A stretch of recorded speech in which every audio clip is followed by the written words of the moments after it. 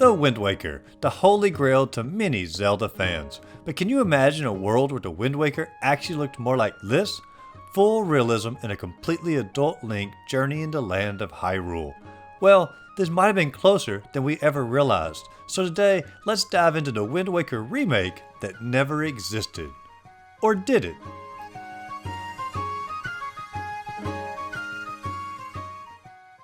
Our story today begins in the late 90s. Following The Legend of Zelda Ocarina of Time and Majora's Mask, fans were eagerly anticipating where the core series would go next. Knowing that the N64 was in its final days, it was clear that the next adventure would take place on their new system. But what style would it take? Would it follow Child Link again, like Majora's Mask?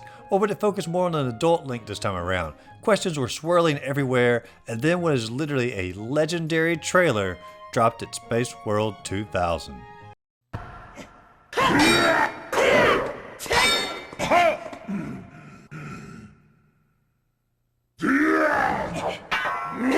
Fans were amazed and ecstatic. The game looked like a fully realized Ocarina of Time. Ganondorf and Link were back at it in all their glory in what appeared to be the battle of the century. But the problem here is that this wasn't an actual game trailer for a game. This was just simply a tech demo to show what their new system, the Gamecube, could actually do. And fans assumed that this was the new game that was in development.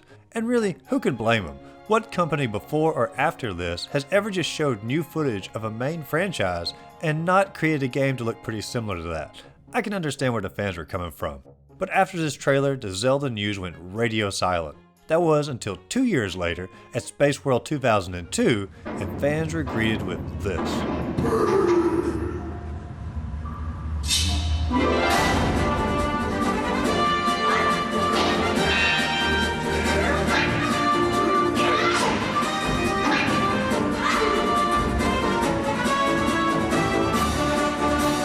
Trust me when I say, the fan reaction for this was not great. This is not at all what we were expecting. Now of course the reception for the game has changed over time. However, when the footage of the Wind Waker was first shown, many players were very disappointed. Where was the super realism of the trailer 2 years ago? Where was the mature Link? Where's the epic battle? Where's the awesome action? Why does this look like it was designed for kids? There was such a backlash for the trailer that Nintendo actually just went silent on the game until they had actual gameplay to show off. That way they could try to win over the skeptical players with their solid gameplay. And for the most part, it worked, and nearly all players would turn out to love the Wind Waker over time. But memories of the disappointed still persisted. What happened to the game from the Space World 2000 trailer? Was it just lost forever? Was it ever a game at all? And that leads us to 2004. Nintendo announced and displayed Twilight Princess at E3. And it was exactly what those formerly disappointed players had hoped for. Realistic character models, adult Link, seemingly continuation of Ocarina of Time. This seemed to be the game to bring all the Zelda players back into the fold. The hype for this game was real, which leads us to our main topic. Electronic Gaming Monthly, a pretty big publication at the time, saw the hype for Twilight Princess and released the following screenshot of an unknown The Wind Waker remake with Twilight Princess visuals, with side-by-side comparison between the two. Were fans of that original Space World trailer finally ready to get excited for the Wind Waker game they had always dreamed of? Well, according to Electronic Gaming Monthly, if you simply pre-order Twilight Princess, you would get a full version of the Wind Waker with these realistic graphics for free. According to the article, it said the following. Changing course. As part of the pre-order bonus, The Legend of Zelda The Wind Waker receives one hell of a makeover. Pre-order deals for video games tend to fall into 3 categories. Enticing, like the Resident Evil 4 making of DVD.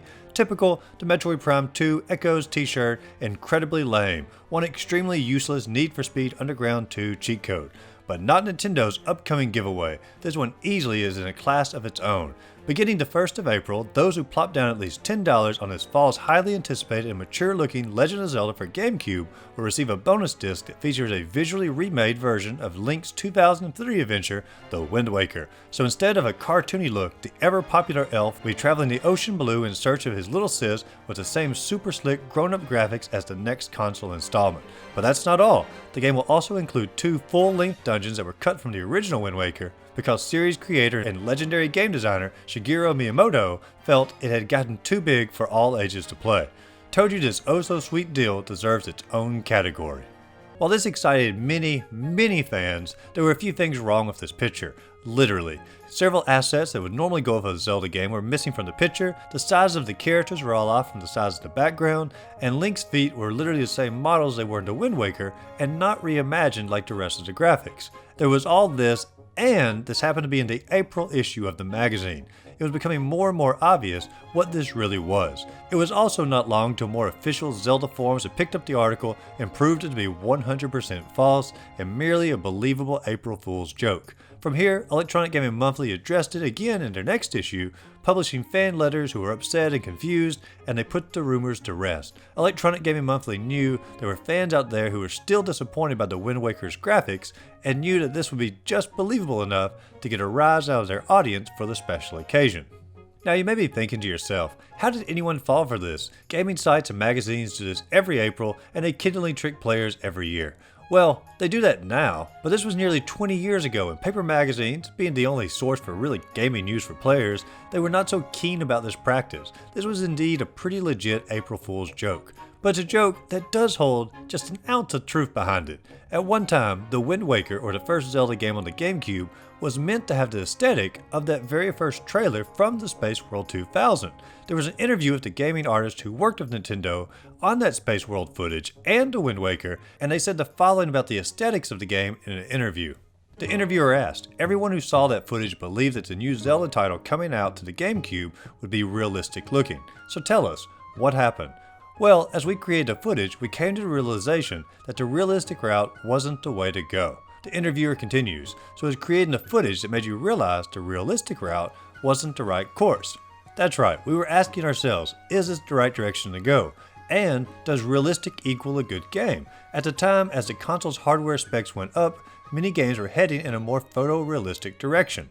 And at that time, when I was flipping through a gaming magazine, all I saw were really similar looking games, and I began to worry we would be making one of them. So we thought about what we needed to do in our art to make it stand out. How can we make our readers of the magazine stop and look at our project? We decided that making a realistic Ganondorf and Link just wasn't it.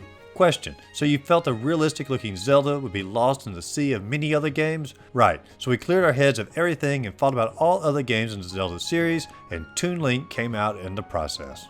So while Toon Link was the final decision, it appears that at one time the Space World footage truly was the direction that the Wind Waker was going to go in. However, wanting to be different than all the other games at the time, Nintendo chose to go in quite a different direction. So a remake was never envisioned, but a different look for the game that looked like the remake was at least one time the intended direction. But judging from the long-time reaction to the cel-shaded art style, it would appear that Nintendo indeed made the right decision. But what do you all think? Do you wish Nintendo had taken a more realistic approach to the Wind Waker, or do you feel it would have ruined the magic that is truly the ultimate GameCube game? Let me know in the comments down below. If you enjoyed the video, be sure to like and subscribe to the channel. As always, go out there, find a great game to play, just simply have a great rest of the day.